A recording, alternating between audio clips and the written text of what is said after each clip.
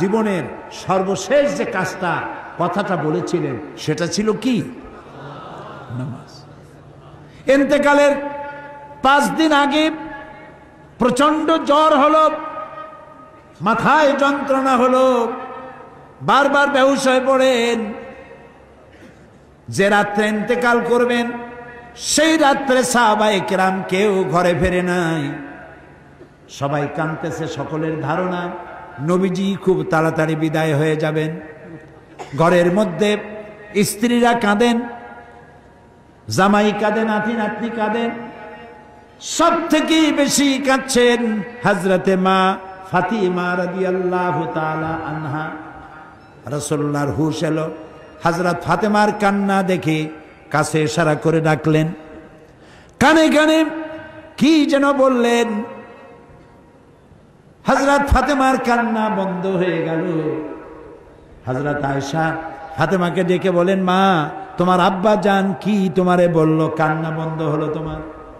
হযরত ফাতেমা বলেন, মা আমার আব্বা জান আমাকে কানে কানে বললেন, মা কাঁদিস না, তোর কান্না আমার বরদাস্ত হয় না। আমি তোমাকে সুসংবাদ শোনাই, আমি মরে যাওয়ার পর সবার আগে তোমার সাথে আমার দেখা হয়ে যাবে। হযরত ফাতেমা বুঝতে পেরেছেন এর অর্থ হলো রাসূলের ইন্তেকালের পরে আত্মীয় স্বজনের ভিতরে সর্বপ্রথম ফাতেমার ইন্তেকাল হবে। হয়েছিল তাই।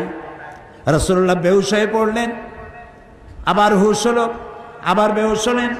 হজরের পরে হযরত জিবরাইল এসে বলছেন, আসসালামু আলাইকা ইয়া রাসূলুল্লাহ, হে আল্লাহর রাসূল, আল্লাহ আপনাকে সালাম বলেছেন আর তিনি জানতে চেয়েছেন আপনি কেমন আছেন।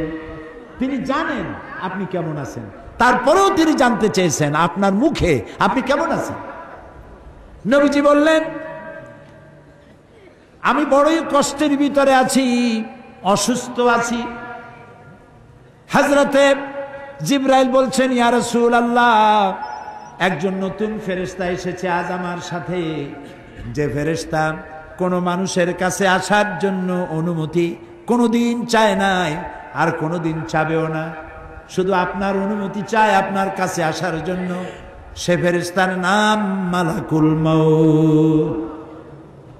হযরতে মালাকুল মউত রাসূলের অনুমতি নিয়ে রাসূলের জাসাদ মুবারকের কাছে এসে সালাম পেশ করলেন।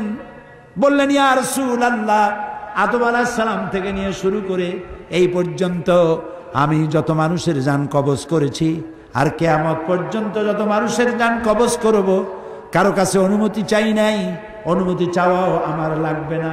কিন্তু আজকে আসার সময় আল্লাহ রাব্বুল আলামিন আমাকে বলেছেন আমি যেন আপনার অনুমতি চাই। রাসূলুল্লাহ বললেন, মালাকুল মউত, আমি যদি তোমাকে অনুমতি না দেই?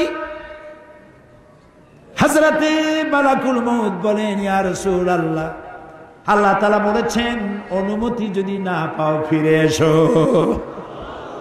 আল্লাহু আকবার, আল্লাহু আকবার। হযরতে জিবরাইল বলেন, ইয়া রাসূলুল্লাহ, আল্লাহ রাব্বুল আলামিন আপনার সঙ্গে দিদারের ইন্তজার করতেছেন। নবী বললেন, মালাকুল মউত, তুমি তোমার কাজ শুরু করতে পারো। মালাকুল মউত যখন জান কবজ করতে যাবে, রাসূলুল্লাহ বললেন, আয়েশা একটু কাছে আসো। ওই যে সোনা ছিল কয়েক টুকরা, সোনাগুলোর খবর কি? 6 টুকরা, ছোট্ট ছোট্ট 6টা টুকরা সোনা ছিল, সোনাগুলো কই? হযরত আয়েশা বলেন, আমি তার যত্ন করে রেখেছি। নবীজি বলছেন, এক্ষুনি স্বর্ণ টুকরাগুলি সদকা করে দাও। আমি মুহাম্মদ সাল্লাল্লাহু আলাইহি সাল্লাম আল্লাহর দরবারে এই অবস্থায় উপনীত হতে চাই না যে মুহাম্মদের ঘরের ভিতরে সোনা আছে। হযরত ওমর রাদিয়াল্লাহু তাআলা আনহু রাসূলের সঙ্গে দেখা করতে গেছিলেন একদিন। ঘরে মা আয়েশা ছিলেন না। হযরত ওমর সালাম দিয়ে ঘরের মধ্যে ঢুকে দাঁড়ায় দাঁড়ায় কাঁদতেছেন, বাচ্চা শিশুর মতো ডুকরে ডুকরে কাঁদছেন।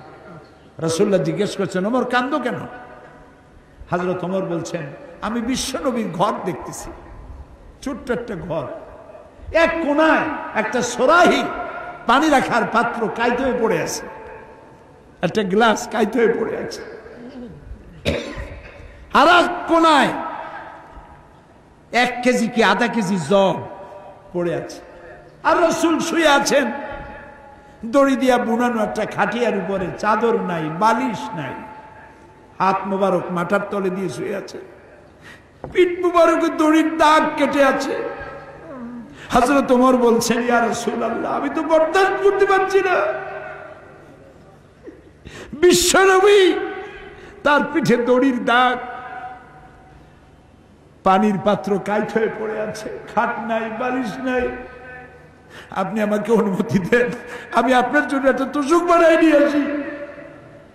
রাসূলুল্লাহ বললেন, ওমর, আমি তো দুনিয়ায় শান্তি করতে আসি নাই, আমি যদি ওহদ পাহাড়কে বলি, ওহদ আমার জন্য সোনায় পরিণত হয়ে যা, ওহদ পাহাড়টাই সোনা হয়ে যাবে, শান্তি করতে আসি নাই। নবীজি বললেন, আয়েশারে সোনাগুলি বিতরণ করে দাও, সাদকা করে দাও। মালাকুল মউতকে বললেন, তুমি তোমার কাম সারো। জান কবজ শুরু হয়ে গেল। নবীজি জীবনের শেষ কথা মুখ থেকে উচ্চারিত হলো, আসসালাত আসসালাত ওয়া মা মালাকাত আইমানুকুম, ও আমার উম্মতেরা, নামাজ নামাজ।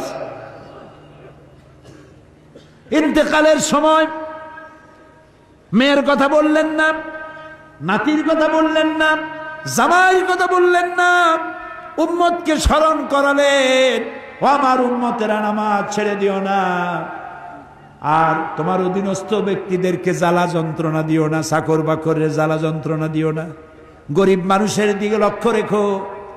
আর আমি চিরজনমের মতো তোমাদের থেকে বিদায় নিয়ে গেলাম, নামাজ ছেড়ে দিও না।